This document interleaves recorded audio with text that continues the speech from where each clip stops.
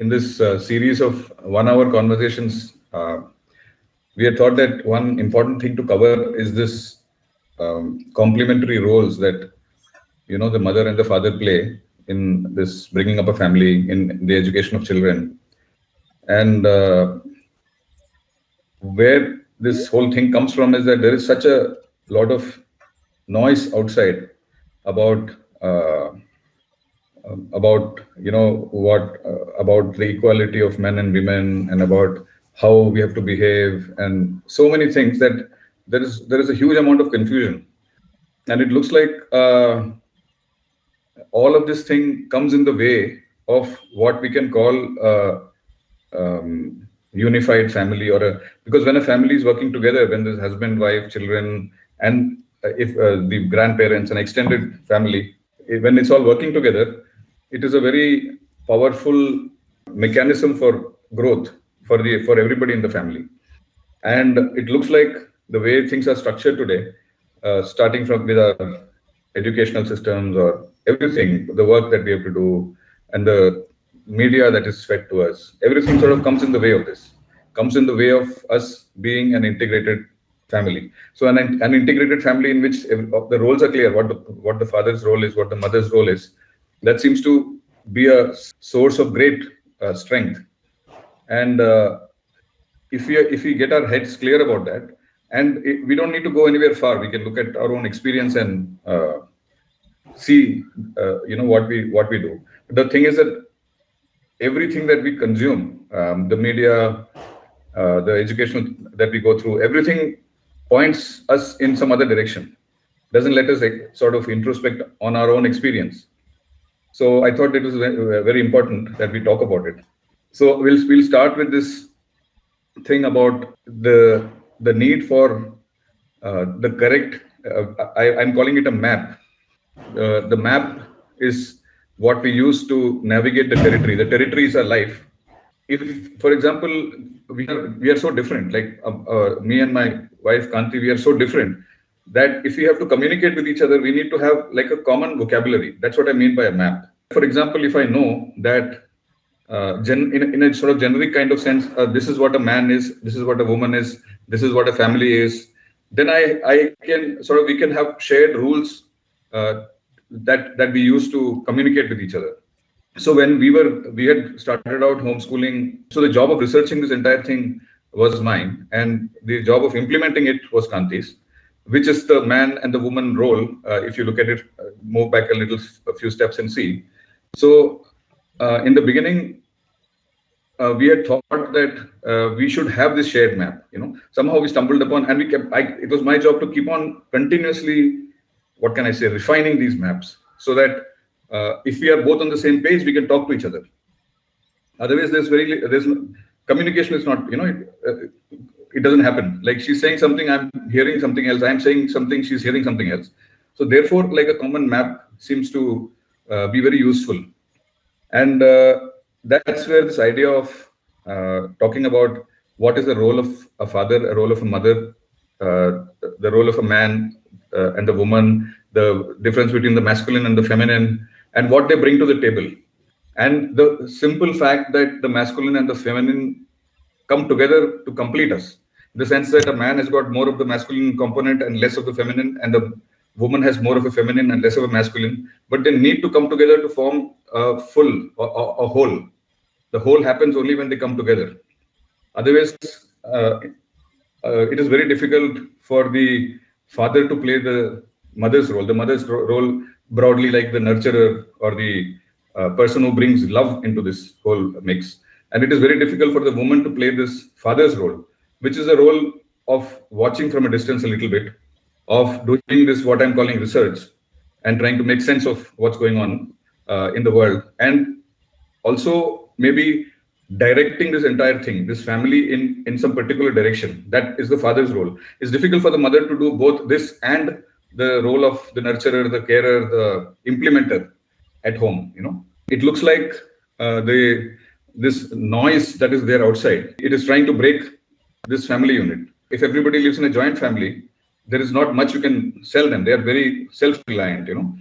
Very little resources are required to have a joint family going. Then from there, it is by whatever the process, some social process, it's been broken down into a nuclear family, more nuclear families. One joint family breaks up into 10 nuclear families. So the market is expanded suddenly. Now this nuclear family is being broken down into sort of single people things. And it is not being done deliberately. It's not that some evil person is sitting behind and doing this. It's just that the whole social forces seem to be moving in that direction. Which means our educational things, the marketing thing, whatever we hear, whatever we consume, everything seems to be taking us in the direction of this individual, the individual, because the individual is a weak entity who can be manipulated. So that looks like the overall social agenda of this whole thing. And in that sense, it is important to talk about these roles. I was thinking that this talk needs to be started with a kind of disclaimer that there is a lot of confusion out there and lot of opinions all of us have formed about this already. That if you say anything, for example, if I say something like the job of the woman is to take care of the babies, stay at home or something, in my case with Kanti, it is very clear what our roles are between each of us. But if I say it out, then it is impossible for it not to be misinterpreted. The way we think the world works or what men and women are, all of that has got a little mixed up in our own heads, just because of everything that's going on out there. So I'm stating a disclaimer that even if I seem to be talking about theory, I'm talking from lived experience. This is my experience. This is Kanti's experience, from which we are talking. Ravindra Sharma ji, who was a craftsman and very steeped in our old Indian traditions, he passed away some years ago. He was from Adilabad in Telangana.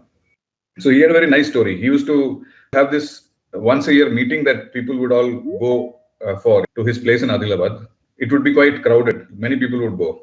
So I heard him say somewhere, I don't remember in what context, but he was saying that people come to meet me, he said. So people from all over the country are going to meet Ravindra Sharma. And he said that people have respect for me, but his wife, who would actually be the organizer of this entire thing, they had no help at home. People who would come would be helping out, and this whole crowd is being sort of really, in the sense that being fed by Ravindra Sharmaji's wife, who the many people would call her Amma only. So Ravindra Sharmaji said that people who come have respect for me, they come because of me, but they have love for her, he said.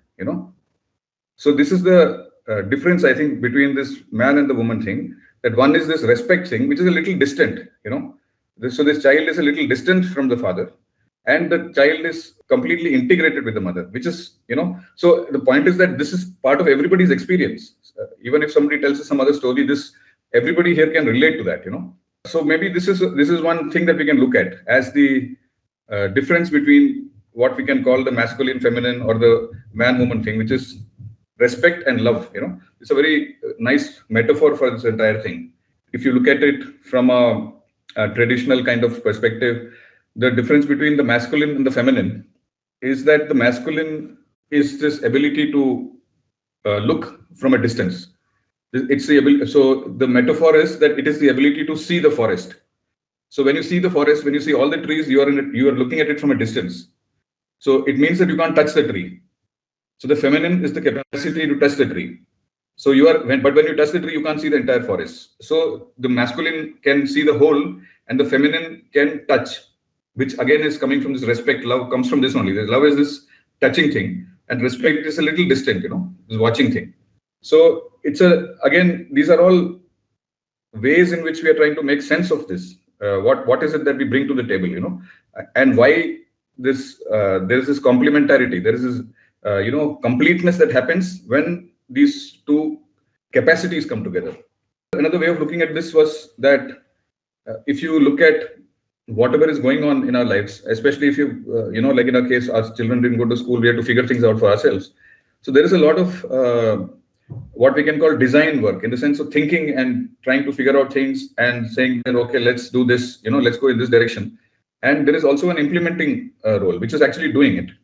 So this design role and implementing role is the same as this distance role and the touching role. Both are required if you want to use this unit as a form of growth, personal growth.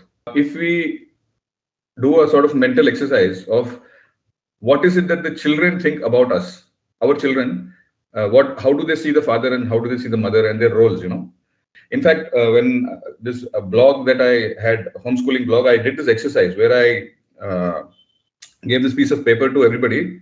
Dinkar was 8 years old at that time. And so Aditi was 14. So the idea was that on my piece of paper, I write about all five of us. And on Kanti's piece of paper, she writes about all five of us, you know. So basically, I write about myself also and about everybody else in the family. So this exercise was nice. And Dinkar had written single sentence things that nice, not nice, that kind of thing. But Srikanth had written for Kanti, the word he had used was lovable, but she shouts a lot. Okay. And for me, it was like he's nice, but irritates me a lot sometimes irritates me, something like that, so the point is that again, when we are able to look at ourselves from the perspective of a children, again it gets very clear about what is the thing that we bring to the table. Why we are coming to this entire thing is that there is a feeling, especially in this loud noise that is going on outside, that if a man and woman are not doing sort of equal things, then there is something going wrong. We have to be able to see through all this. We have to be able to see through it because it directly affects us. If to us it looks like, for us it has worked out, so that is why we thought it will be worth talking about it. Okay, so in my case, it's like I'm the one. For me, it looks like I'm the one who's doing all the things. Okay. So yeah, so I do the teaching her everything, or we discuss whatever it is, activities and everything. And also it's I who decides, or rather it's I who do all the research also. So it's basically when I just share it with my husband to say like, this is what I think we should do, like to take his opinion, also his second opinion or his suggestions. Right. So yeah, that's how it works in our house. So it's like I do both the things. I think what Arun was, what I understood Arun trying to communicate was that as a family unit, where we need to go, as in growth of the family unit. In our experiment, the children's education was not the top of the list. Like Arun has changed number of jobs, and we have changed number of cities, and so it's more like how for me at least, how do I manage in a new environment? And he comes up with he's doing all this reading, and so as soon as he reads something and he likes some idea, he kind of jumps into it.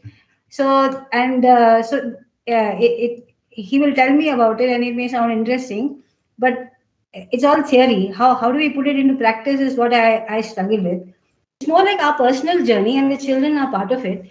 So Aditi was born just after, we were married in 94, and Aditi was born in 95. So it's like they have been with us throughout this upheaval that is happening.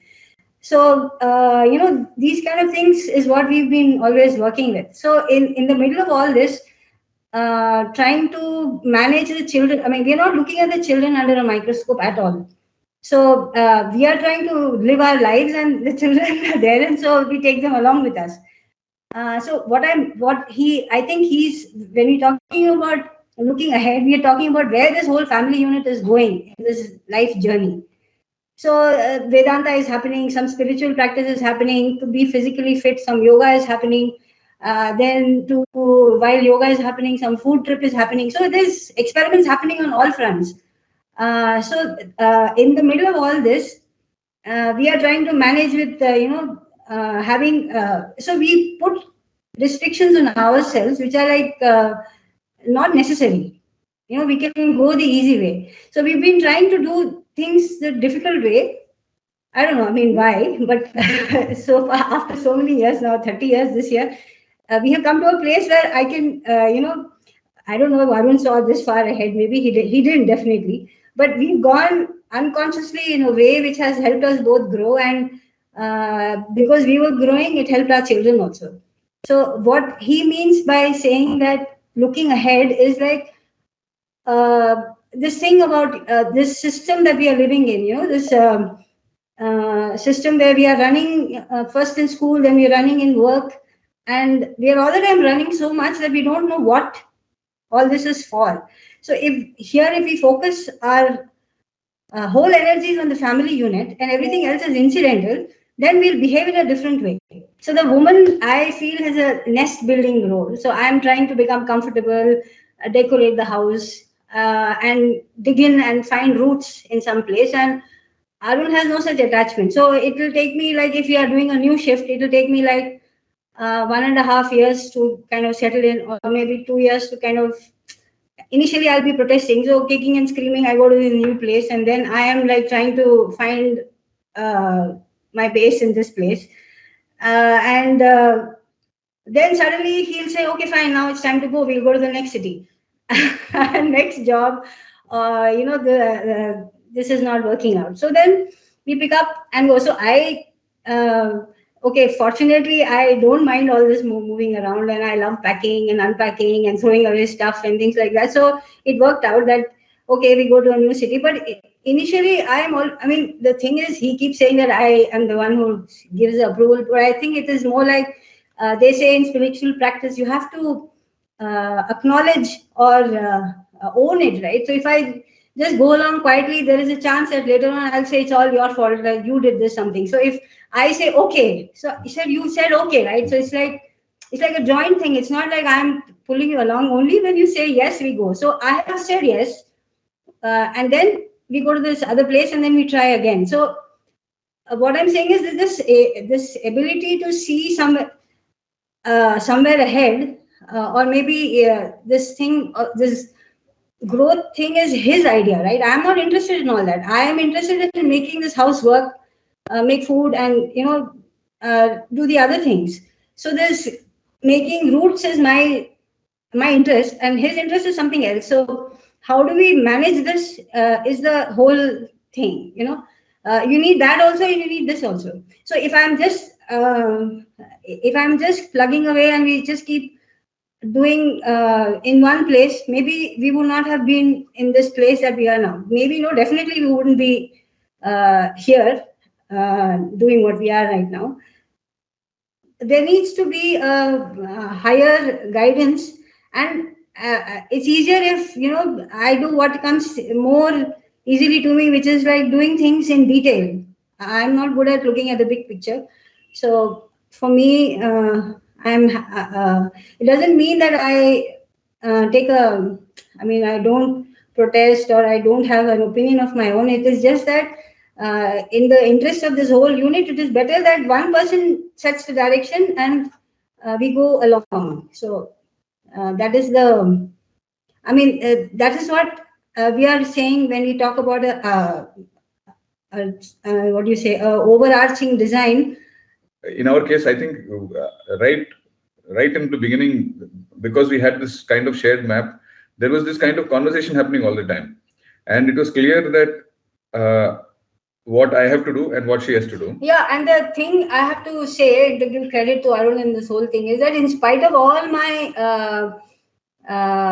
let's say emotional blackmail and all the pressure that I put on him, saying that this is not right, your duty is to provide for the family, and blah blah, whatever all the standard arguments are when you have this kind of disagreement, he steadfastly stuck to his things, and it has not changed over the years. So I'm the one who is let's say he can grow. I can call it growing up to his worldview. Whereas it's so easy for someone, to just say, okay, I'll go along with this. It's easier to, instead of hearing this, or instead of doing the difficult thing for him also. We are doing difficult thing together, but for him, the difficult thing is to do something out of the ordinary, which the normal people, no IIT graduate will be doing what he's doing. So to be able to have conviction that, okay, this what I'm doing is right, is some really bullheaded and stubbornness which is there, which is not swayed by anything. So that at least we're fortunate in the sense that he's not confused. I may be confused, even if you're doing everything in your house regarding your child, this is still implementation in the detail part, right? So I think what we have to introspect here is what is the other thing that father does other than not, for our own exercise. One way to imagine it is, if when this father is not at home and he's traveling, how do we feel the uh, burden on ourselves? What are the things that the father does when you, I mean, I feel you don't come to know till the person is not there in the picture. No, only when all these small small things that you think, okay, kuch bhi to kar nahi raha hai, this is only small things, but when the person is not there, you realize, okay, the small things also add up to quite a bit. Not the implementation thing, but it's like I feel when Arun is not there, if even if one person is missing, you feel that there is, I don't know, for me, Yeah, I get what you mean. Like, that's when we realized, okay, yeah, this is what he was contributing. Right. yes. This So is what he was contributing. Yeah. No, I basically it was not like a complaint. I was just sharing my situation here. yeah. Yeah. So yeah. So when he comes, the main thing he does is he pampers her. So she's the one who misses Brilliant. Yeah. when Right. he's not around. Yeah. Another So way to look at it is when who in different kind of situations, who does a child choose for something? Like, when does a child come to you, and when does a child go to the father? So then we can clearly see from the child's perspective what role does the child think each of the persons brings to the table. So when that person is not there, the whole thing comes. It cannot be done by the remaining partner.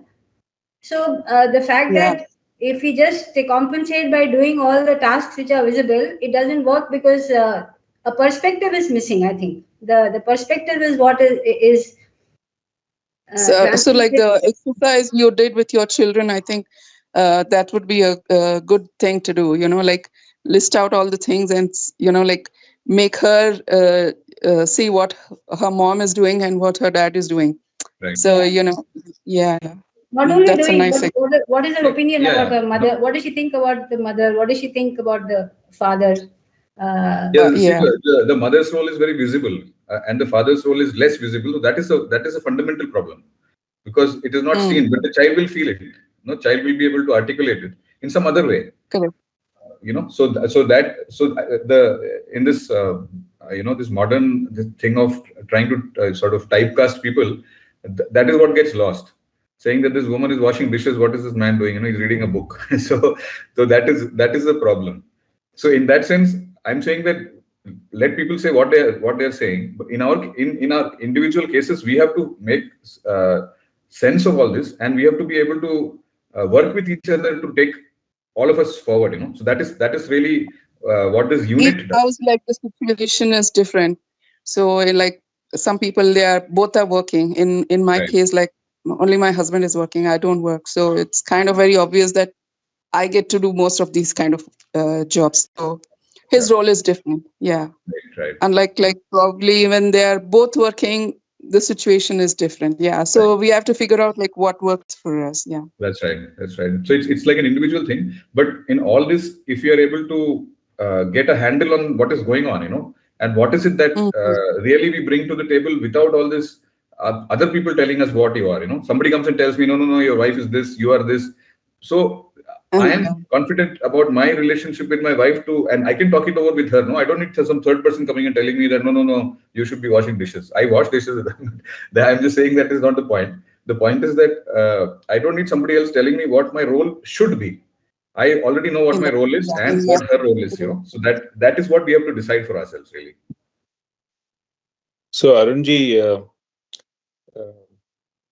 what I hear is you've spent most of your time trying to um, establish that what do you call, like a focal point as to where the family has to go, right? That's all your research and maybe it's individual interests, spiritual pursuits, and all those things.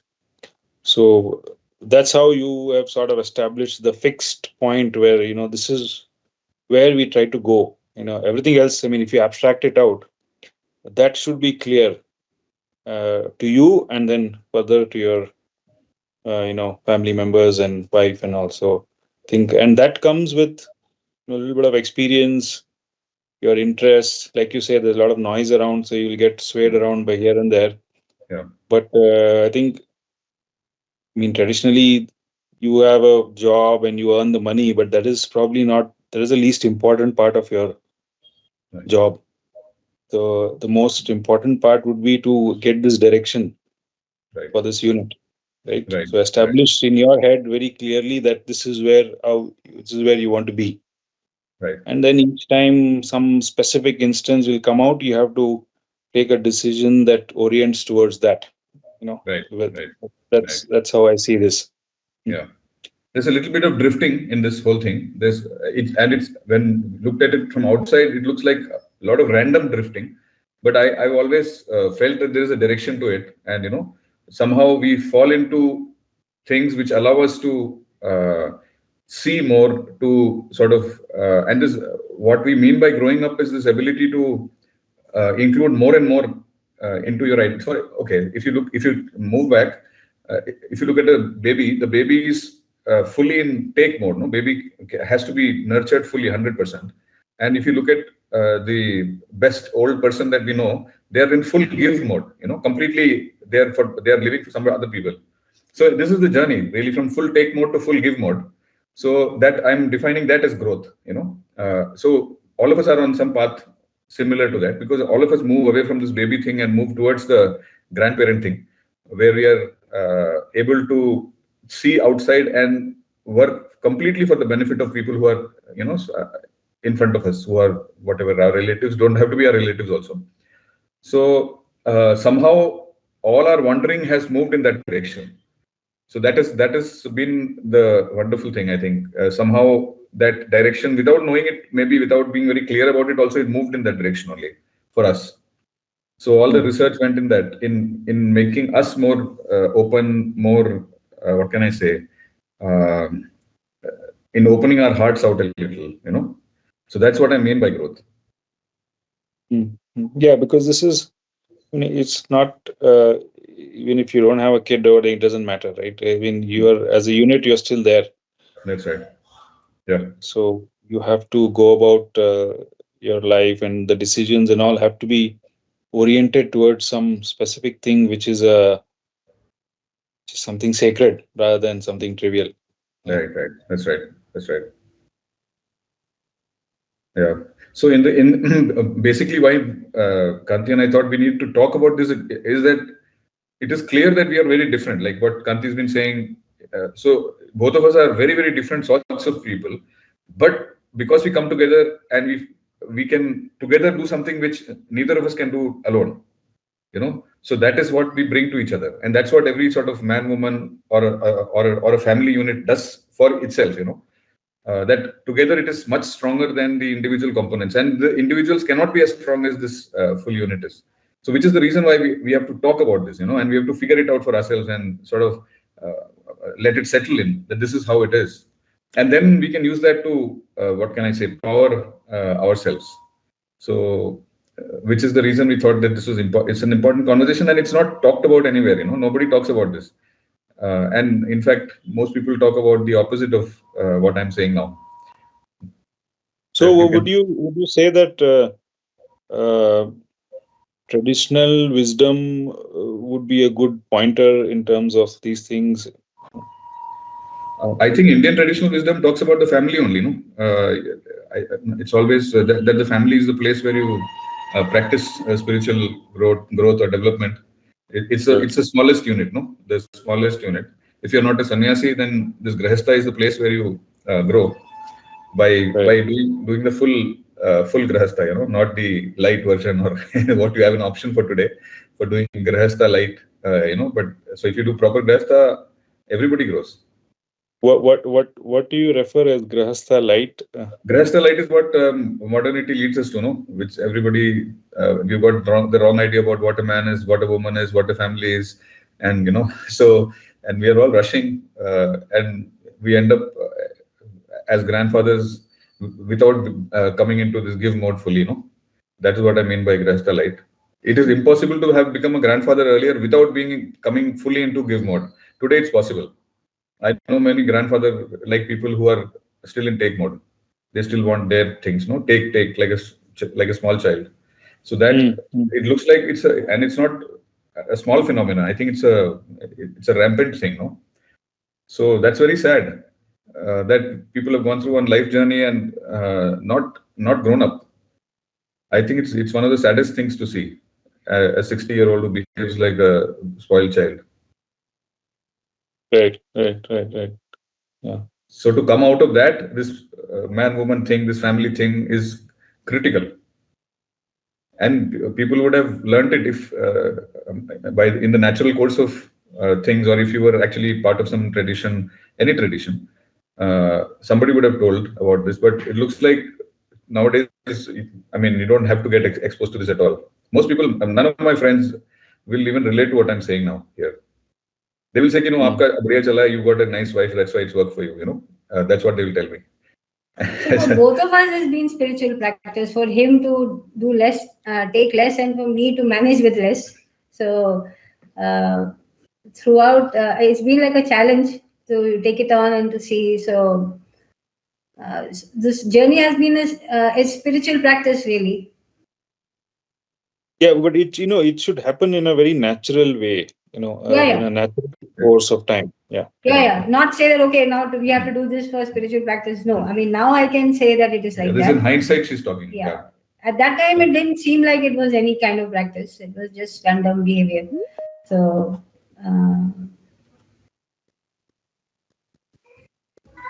Hello. Yeah. Somebody has raised their hand. Momita. Yeah, it's me. Yeah, Moment. The question, yeah, the thing is that I could very much correlate with Kantiji, the journey or the thing she has undergone, and I want to pose a question to Arunji, like what exactly that factor took you, like fine, there is a next move upcoming. What is it that is like that? What is that tickling point, or what is that? So I don't know. I think it is this movement towards growing up, I think, and knowing that whatever is going on, there can be something a little better than. So I mean, looking at it again, when we are going through it, it's difficult to make sense of all of this. But while you're going through it, you stick to some points. For example, in our case, it was that this work thing is not important for me. Whatever I'm doing outside for earning money is not any priority for me. So if there is any problem with that, I will give that up first. When we are in the middle of it, it looks like it is totally random, but it seems to have given some kind of direction. No, I mean, it's like, I think you can say that there is a principle he goes by. So if any time that principle gets violated, he'll just quit and go. So it's like in a company, if the company says that you have we will give you so much money if you finish this contract, he says, okay, I don't want the money, you can keep the money, I'm leaving, I don't want this contract. So something like that. It's not that you leave and then you sit like that. At that time, because the children were small, he would get another job, and because he's got an IIT background, the getting a job was never a problem. But the idea is that you go in one direction because you have some kind of principle which will not be tolerated if it's getting violated. So you just leave whatever comes in the way. So that has been his guiding thing. So anyway, I don't think there's been too much. Not too much thought has gone into it when it was happening.